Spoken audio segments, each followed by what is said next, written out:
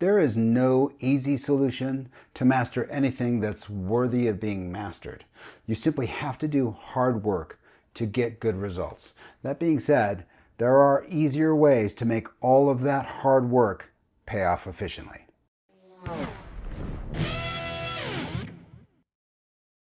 Welcome back to the channel. My name's Chris. Today we will learn the best method for memorizing triads. Now by now, you probably have heard that triads are pretty important from every instructor on YouTube, Instagram, maybe even your friends. But I know for me, at least initially, it wasn't that easy. I didn't really take the time to sit down and memorize them. I sort of dipped my toe in and hoped that the rest would come by osmosis. And of course it never did until I did actually put the work in. And today I want to show you how I did it, how I memorized triads on the fretboard.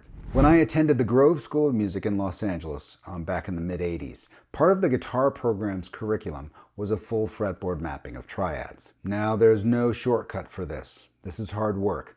But the process that I learned them in school is pretty much the best I've seen. And I'm going to show you a couple of drills from that process that will get these triads to stick on the fretboard for you. So let's zoom in and get this done together. Okay, we're going to map major triads to the fretboard. There's going to be a little methodology here, but unlike the caged system, which you may have heard of, that utilizes the C, A, G, E, and D open chords to sort of form a matrix that we can map the fretboard with. It's very, very good, but there's a lot of duplication in the cage system. For example, this C chord, even though it's only built up of C, E, and G, there are 5 notes in here. There are 2 duplications of C and 2 duplications of that E note. When we study triads, only 3 notes. We only get the 3 notes we need, and there's no waste. There's no duplication. The way we do it is we put those triads, those small 3-note chords, onto sets of 3 strings. And there are 4 of those on the fretboard. This top one, this next one, this one here, and this lowest one here. And I'm just going to map the C chords out on that matrix of 3 string sets for you and just explain how these things work out. So on that top set of strings is this. This is our first C chord. You could think of it as a D move down a whole step. It's not really important right off the bat. On that next set of strings, that's our C in this position. The next set of strings looks like this. And then finally that last set of strings looks like this.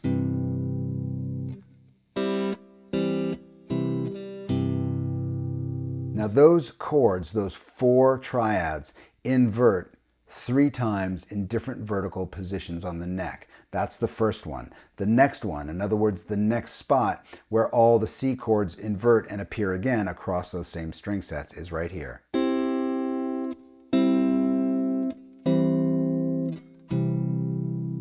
And then the last one is right here.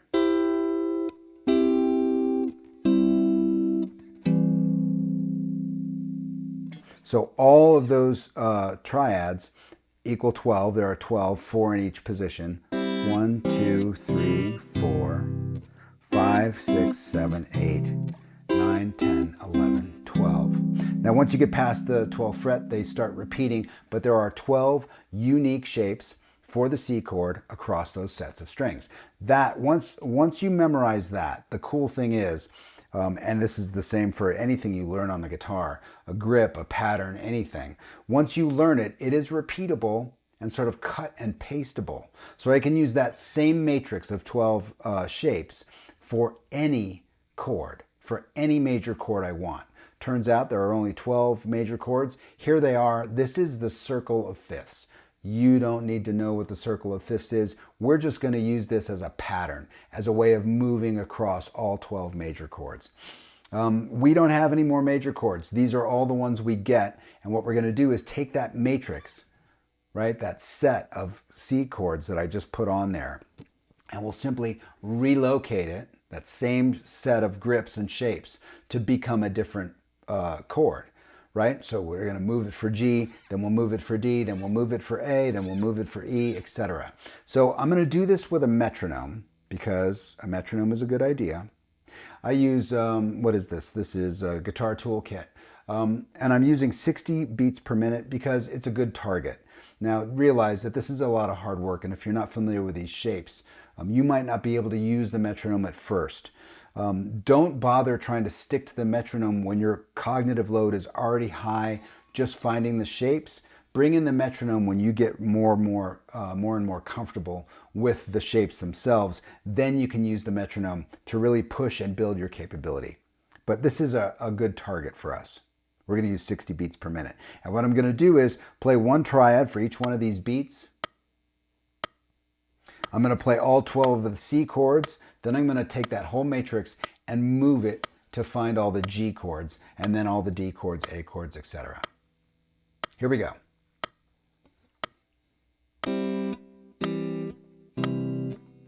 I'm starting on that high set of strings, as low as I can on the fretboard, and moving through the matrix. Now we're at G, same exact shapes.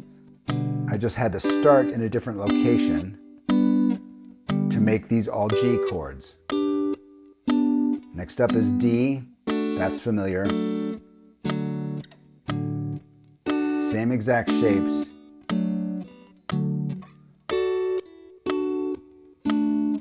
Next up is A, that's the lowest one I can find. A, these are all A chords. Next up is E, E chords.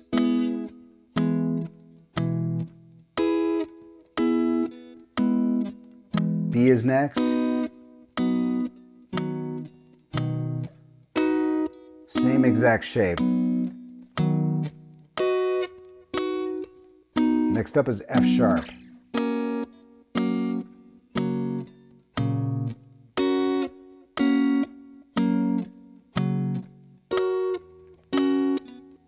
Now D flat.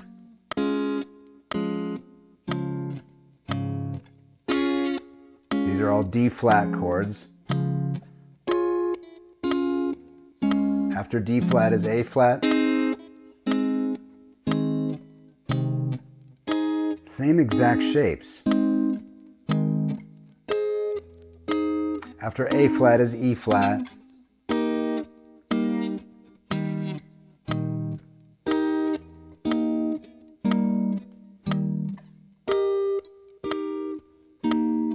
B flat is next. These are all B flat chords.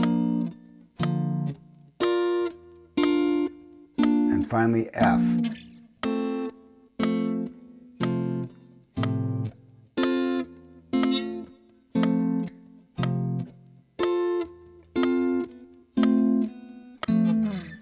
So that's the entire circle of fifths. That's every single major triad in every single position on the fretboard. We didn't do any duplication above the 12th fret, which you can do, but that's it. That matrix, we've just played every single major triad in every single key on the fretboard. Just doing that a few times in your life alone is going to be pretty powerful. Now we're going to do the same thing, but we're going to do inversion sets in one position. So in other words, I'm going to go through that circle of fifths just to show you another way to do this, a second drill to take that same information and start to be able to really shift triads underneath your fingers. Get our metronome going, and what we're going to do now is start at the bottom just like we did before. But we're going to find the set that's close to the end of the fingerboard, and we're only going to play that set for each one of the notes in the circle of fifths. Here we go. C, G, you see what I'm doing here? D, A, E, B, F sharp, D flat, A flat, E flat, B flat, and F. Right, that's another way of getting through that circle of fifths. Both of these drills are going to be hard at first, But I guarantee you, you do this a couple times in a week, or maybe 3 or 4 times over the span of 2 weeks, you will never see the fretboard again the same way. It'll all light up for you. The connectivity of studying triads is, again, higher fidelity than the cage system, and it provides you a roadmap that you can use to attach all kinds of new information much more easily in the future. Well, there it is. That's how you do it, or at least that's how I did it.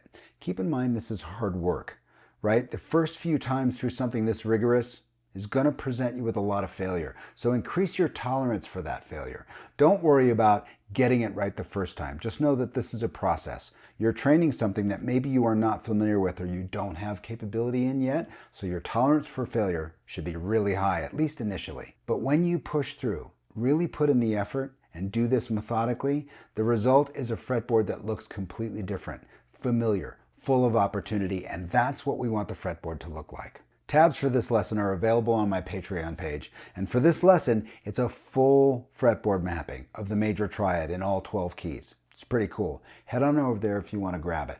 And take a look at this Triad Mastery registration. Take a look at the course outline. If you're really ready to sink these triads in to get the results of having triads be reliably available to you, check out the course and see what you think. As always, I hope this lesson's been informative for you.